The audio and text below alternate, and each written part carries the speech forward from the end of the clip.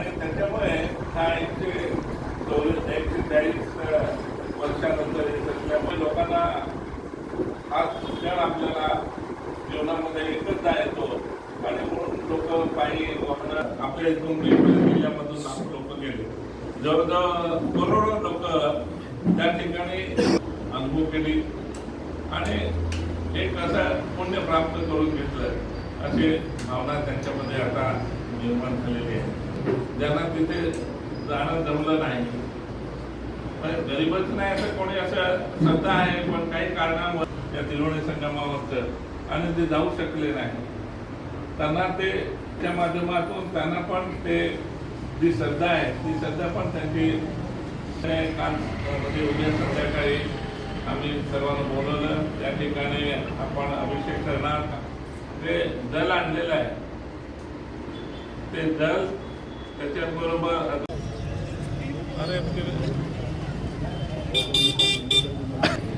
तिथं गुन्हा नोंद आहे म्हणजे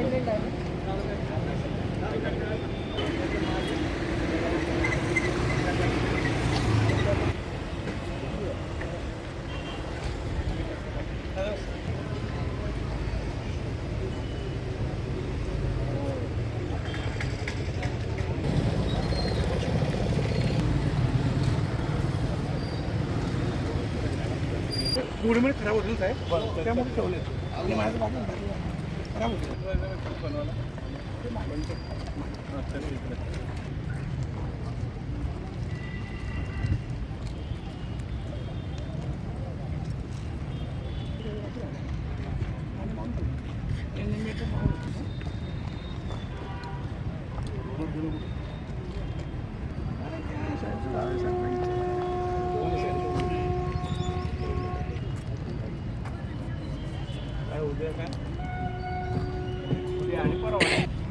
नमस्कार. कुठे आहे कमलेश? मी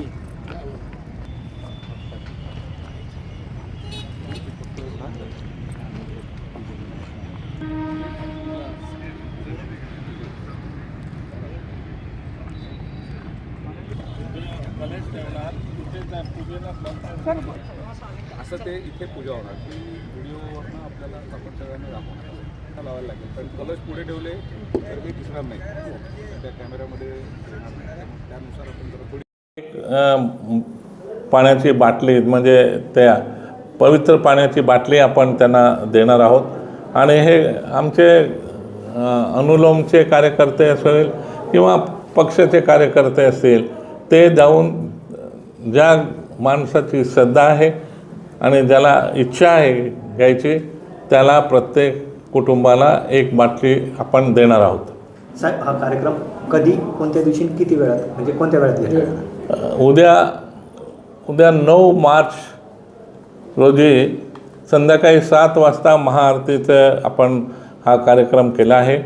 तो संपल्यानंतर दुसऱ्या किंवा तिसऱ्या दिवसापासून ज्या लोकांना त्या ठिकाणी जाता आलं नाही आणि आरतीला बसले नव्हते, अशा लोकांना त्यांच्या घरी आपण पाण्याची बाटली एका कुटुंबाला एक याप्रमाणे आपण देणार आहोत.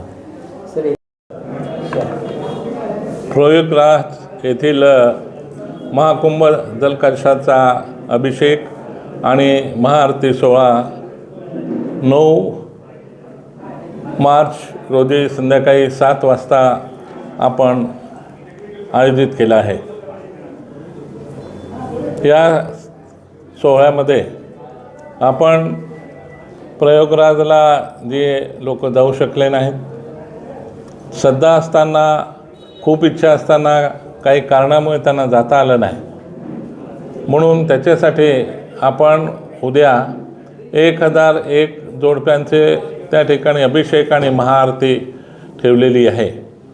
आणि त्या ठिकाणी त्या महाआरतीमध्ये आपण हे जोडपे बसवल्यानंतर अजून काही जोडप्यांना यावंसं वाटलं तर त्यांना पण आपण बसण्याची सोय केलेली आहे.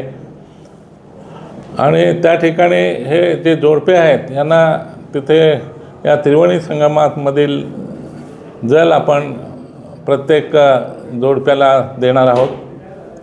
त्याच्यानंतर ते महाआरती झाल्यानंतर जे आरतीला बसणार नाहीत त्यांच्या घरी जाऊन ज्यांची श्रद्धा आहे, ज्यांची इच्छा आहे, त्या सर्वांना आम्ही हे जल पोचवण्याचं काम आपण करणार आहोत. तर अशा पद्धतीनं या ठिकाणी हा अभिषेक आणि महाआरतीचा कार्यक्रम घेतला आहे. आपल्याला माहीत आहे की प्रयागराज येथे 140 वर्षानंतर हा महाकुंभ भरला होता आणि हिंदू समाजातील लोकांची पूर्वीपासून एक निष्ठा आणि श्रद्धा राहिलेली आहे की त्या ठिकाणी अंघोळ केल्यानंतर आपल्याला पुण्य लागतं आणि म्हणून त्या ठिकाणी कोट्यावधी लोकांनी त्या ठिकाणी अंघोळ केताना आपण बघितलं आहेत आणि प्रत्येकाला एक समाधान झालं आहे की मी त्रिवेणी संगमावर अंघोळ केली आणि मला पुण्य लाभलेलं आहे. आणि त्या ठिकाणी एक सामाजिक संघटन पण त्या ठिकाणी उभं राहत आहे, कारण प्रत्येक समाजाचा माणूस त्या ठिकाणी येतो. त्याचा कुठला जातीभेद आपला समाजभेद असं कुठल्याही प्रकारचं आपल्याला त्या ठिकाणी जाणवलं नाही आणि म्हणून त्याच्यासाठी त्या कुंभमेळ्याला खूप महत्त्व आलं आहे सामाजिकदृष्ट्यासुद्धा. आणि त्याचबरोबर आपण बघितलं असेल त्या कुंभमेळ्यामध्ये वेगवेगळ्या समाजाचे वेगवेगळ्या देशातून श्रद्धाळू मोठ्या प्रमाणामध्ये येऊन त्या ठिकाणी त्यांनी स्नान केलेलं आहे आणि म्हणून आपण असं ठरवलं की ज्यांची श्रद्धा आहे, बिचाऱ्यांना काही कारणास्तव त्या ठिकाणी कुंभमेळ्याला जाता आलं नाही आणि म्हणून त्यांचंसुद्धा जी श्रद्धा आहे, ज्या भावना आहेत, त्या भावना आपण जाणून घेऊन त्यांनासुद्धा त्याचा लाभ झाला पाहिजे, त्यांना पुण्य लाभलं पाहिजे आणि या दृष्टिकोनातून आपण हा अभिषेक महाआरती पूजन करतो आहोत आणि हे झाल्यानंतर त्यांना आपण जल वाटून त्यांची जी श्रद्धा आहे ती पूर्ण करण्याचा आमचा प्रयत्न आहे. हा कार्यक्रम इथे आपण घेतला आहे. हा कार्यक्रम हा महाराष्ट्रातील सुरुवात अनुलोमच्या माध्यमातून या ठिकाणी आपण केली आहे. आता ती संपूर्ण जिल्ह्यामध्ये आता सुरू राहील. सर हे जे जल आहे ते नेमकं